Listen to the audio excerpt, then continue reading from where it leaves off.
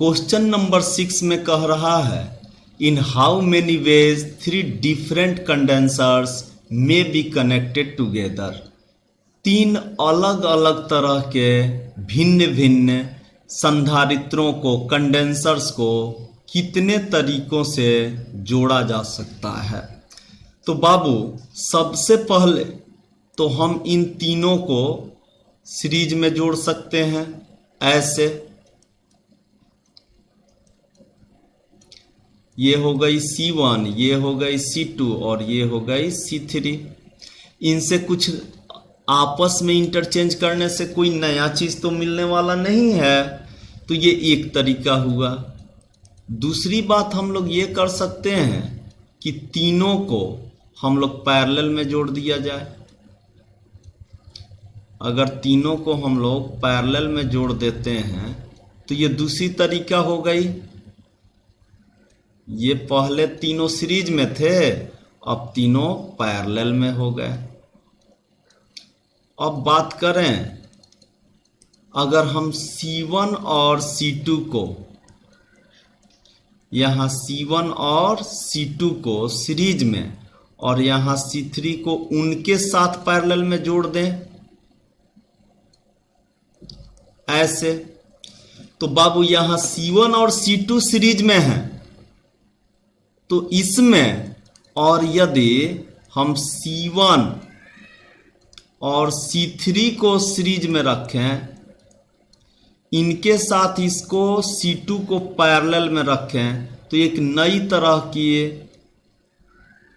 Connection मिलती है हम लोगों को। देखिए यहाँ ये A है, ये B है, यहाँ A, यहाँ B, यहाँ A, यहाँ B, यहाँ भी A और यहाँ भी B।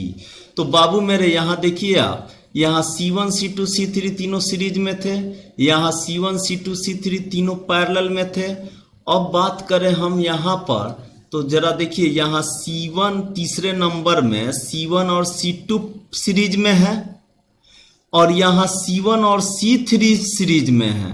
तो एक नई तरह की कंस्ट्रक्शन या क्या कहें अरेंजमेंट हमको मिल रही है, क्योंकि यहाँ पर कोई पूछेगा तो हम बताएंगे कि C1 और C2 सीरीज में है, लेकिन यहाँ पर जब पूछा जाएगा तो यहाँ C1 और C3 सीरीज में होगा।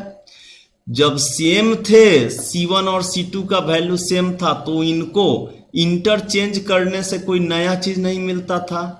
लेकिन यहाँ पर C1 और C2 कोई पूछेगा तीसरे में कि कौन कौन सीरीज में है, तो C1 और C2। जबकि 4 नंबर में कोई पूछेगा कौन कौन सीरीज में है, तो C1 और C3, यानी कि अरेंजमेंट बदल गई।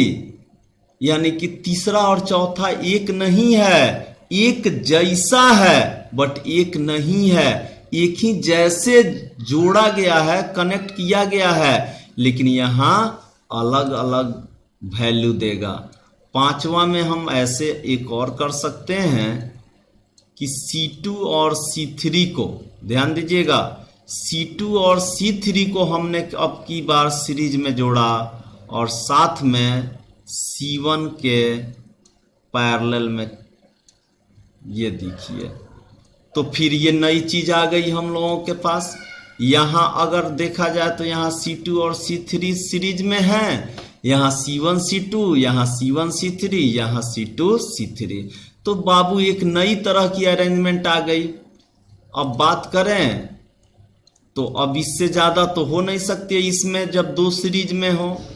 हमने क्या किया, अब की बार ऐसे किया,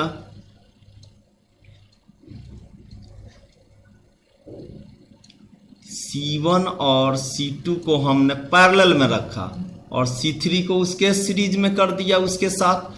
तो यहां पहले हम लोग किसको सॉल्व करते हैं, सीरीज को।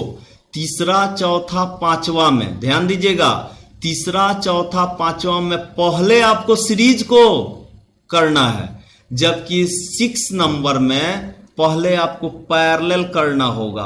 अगर प्रॉब्लम इसका वैल्यू दिया हुआ रहेगा तो आपको क्या करना होगा, पहले C1 और C2 पैरेलल कॉम्बिनेशन को सॉर्ट आउट करना होगा, तब जाकर के आप C3 को ऐड करेंगे। अब 7 नंबर में आप ऐसे भी इंटरचेंज कर सकते हैं बाबू, C1 को C1 ही रहने दिया जाए और C2 को हमने क्या किया, C3 कर दिया यहाँ, और यहाँ तब C2 रख दिया। अब ये नई तरह की अरेंजमेंट हो गई। ये पहले था C1 C2 पैरेलल में और तब था C3 सीरीज में, यहाँ C1 C3 पैरेलल में है C2 सीरीज में। और ये 8 नंबर ऐसा भी तो हो सकता है, एक और अरेंज कर दें जिसमें C2 C3 पैरेलल में हो, यहाँ C2 और यहाँ C3 और यहाँ C1।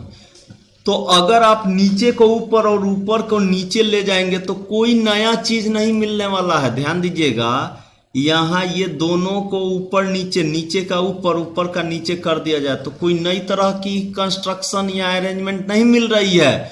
ये पैरेलल में है तो पैरेलल में ही रहेंगे, ये दोनों भी 7 नंबर में पैरेलल में है तो पैरेलल में रहेंगे, यानी कि अब कोई नई तरीका से हम अरेंज नहीं कर सकते हैं। इसलिए इसका आंसर हो जाएगा कितना, 8। यानी कि 3 डिफरेंट जो हैं कंडेंसर्स या कैपेसिटर्स, उनको हम कितने तरीकों से ऐड कर सकते हैं, तो बाबू 8 तरीकों से। यहाँ पर लिख देते हैं आंसर 8। क्लियर।